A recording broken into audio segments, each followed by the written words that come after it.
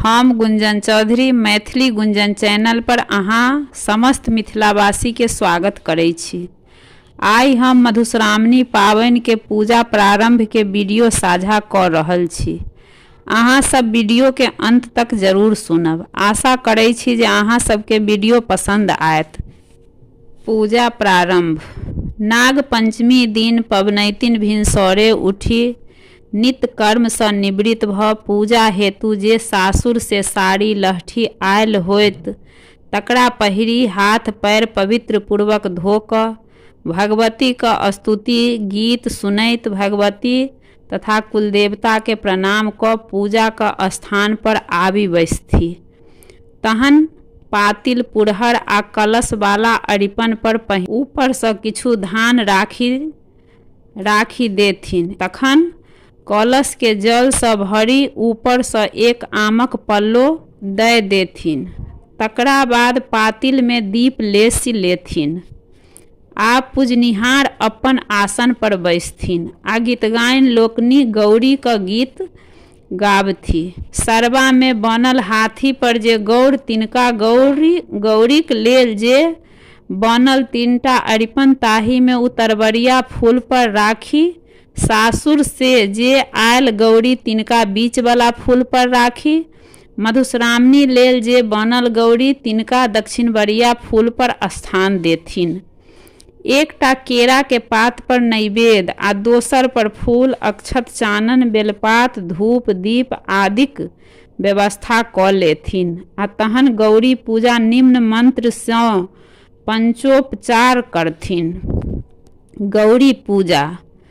आब कन्या निम्नलिखित क्रम से पूजा करैत छथिन। दहिना हाथक औंठा आ अनामिका सँ सिंदूर ल हे गौरी महामाये चंदन डाढ़ी तोड़ैत एलौं सोहाग भाग बटैत एलौं फूलक माला अहाँ लिअ सोहाग भाग हमरा दिअ। ई मंत्र 3 बेर पढ़थिन आ कहथिन स्वामी पुत्र सहित गौरेय नमः। एही मंत्र 3 बेरी सिंदूर द क गौरी का आवाहन करती। 3 बेर मंत्र पढ़ती। तखन जल ल एतानी पादानी नमः स्वामी पुत्र सहित गौरेय नमः। एही मंत्र सँ सरबा का नीचा में जल देथिन। इदं रक्त चंदनम नमः स्वामी पुत्र सहित गौरेय नमः। एही मंत्र सँ ललका चानन देथिन। इदं सिंदूरम नमः स्वामी पुत्र सहित गौरेय नमः। एही मंत्र सँ सिंदूर देथिन।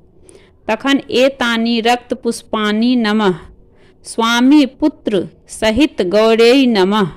बहुत रास लाल फूल चढ़ौथी। तखन एतानी बिल्वपत्राणि नमः स्वामी पुत्र सहित गौरेय नमः कही बहुत रास बेलपात चढ़ौती।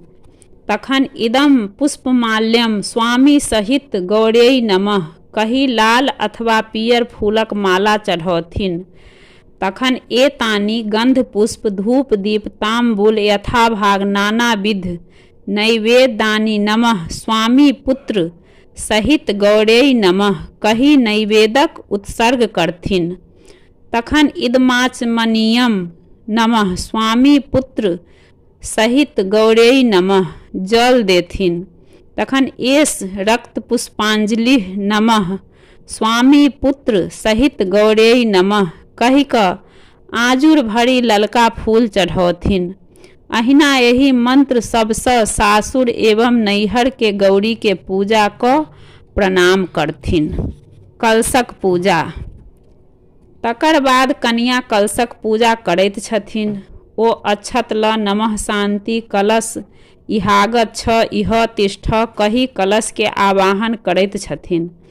तखन एतानी पादानी नमः शांति कलशाय नमः कही जल जेना गौरीक पूजा केने छलीह तहिना क्रमशः इदमम लेपनम श्वेत चंदनम नमः शांति कलशाय नमः कही क उजरा चानन इदं रक्तानुलेपनम कही के ललका इदम अक्षतम नमः शांति कलशाय नमः कही अक्षत फेर एहिना फूल बेलपात दुभि धूप दीप नैवेद्य चढ़बैत छथि। फेर इदमाचमनीयम नमः शांति कलशाय नमः कही क जल।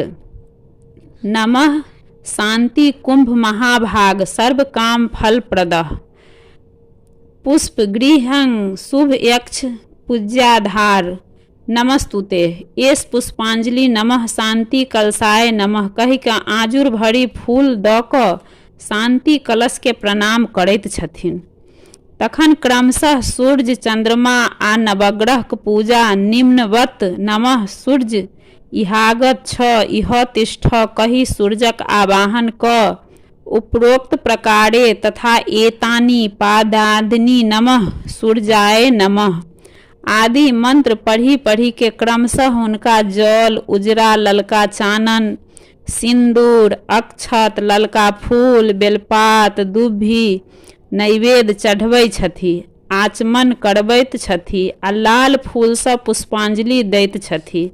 तत्पश्चात अक्षत ल नमः चंद्र इहागत छ इह तिष्ठ कहि चंद्रमाक आवाहन क हुनका उपरोक्त ढंग सँ क्रमशः नमः चंद्राय नमः कहि कहि जल उजरा चानन अक्षत उजरा फूल बेलपात दुभि नैवेद्य चढ़ा आचमन करा भरी आजुर फूल सँ मंत्र पढ़ि कऽ पुष्पांजलि दैत छथि।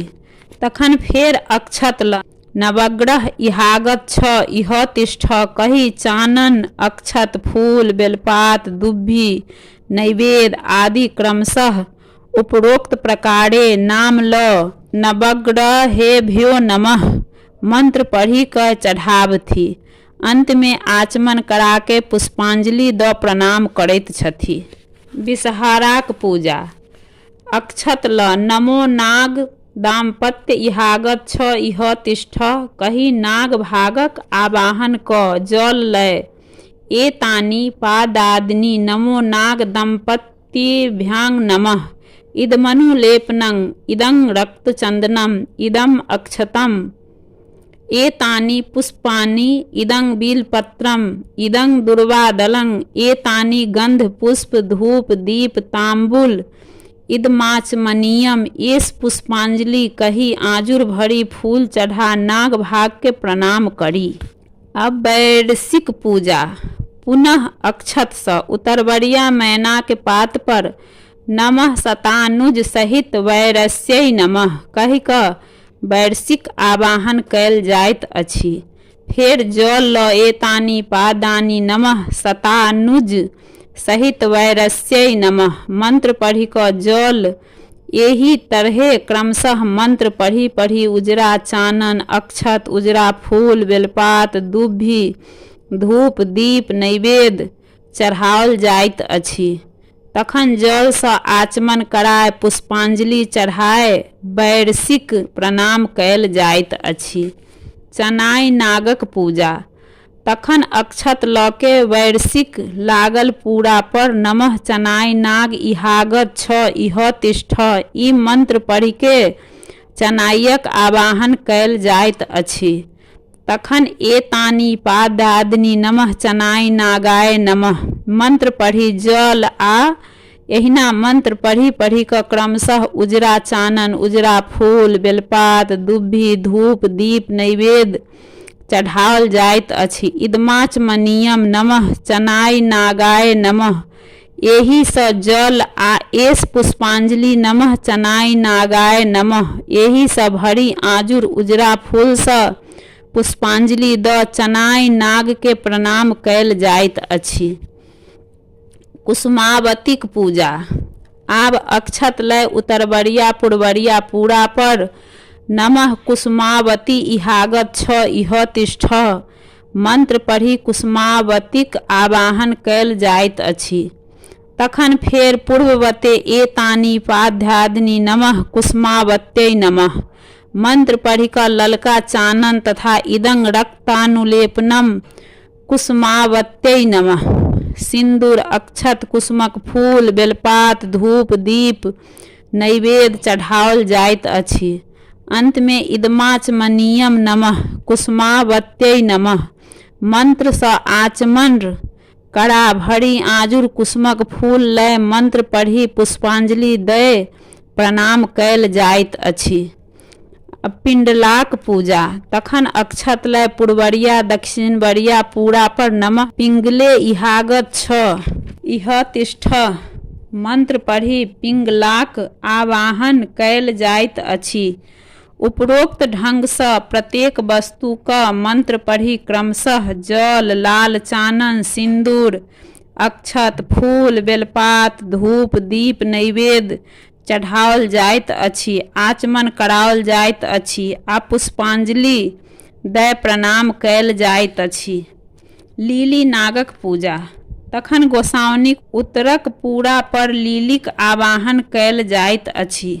अक्षत ल नमः लीली नागे इहागत छ इह तिष्ठ मंत्र पढ़ल जाइत अछि आ पुनः पूर्वोक्त क्रमे एक एक वस्तु का मंत्र पढ़ी क्रमशः जल तथा एतानि पाद्यादीनि नमो लीली नागाये नमः, इदमनुलेपनम नमो लीली नागाय नमः, इदं रक्तानुलेपनम नमो कही लाल चानन, सिंदूर, अक्षत, फूल, बेलपात, दुभि, धूप, दीप, नैवेद्य आदि चढ़ाओल जाइत अछि।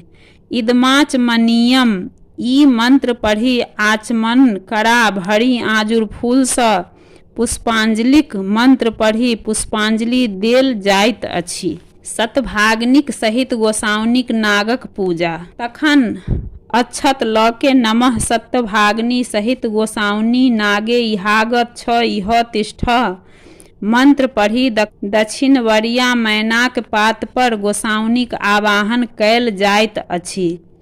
पुनः पूर्वोक्त क्रमे एतानि पाद्यादीनि नमः शतभागिनी सहित गोसाउनी नागाय नमः कही जल आ क्रमशः प्रत्येक वस्तु का मंत्र पढ़ी ललका चानन, सिंदूर, अक्षत, फूल, बेलपात, दुभि, धूप, दीप, नैवेद्य चढ़ाओल जाइत अछि। मंत्र पढ़ी आचमन तथा आजुर भरी फूल ल पुष्पांजलि देल जाइत अछि। पहिलुक दिनक तोड़ल जाही जूही आदि सेहो गोसाउनी के चढ़ाओल जाइत अछि। साठिक पूजा। तत्पश्चात साठी षष्टिका के पूजा होइत अछि। सराय व पात पर साठिक मंत्र लिखी गौरीक दक्षिण साठिक अरिपन पर राखी देल जाइत अछि।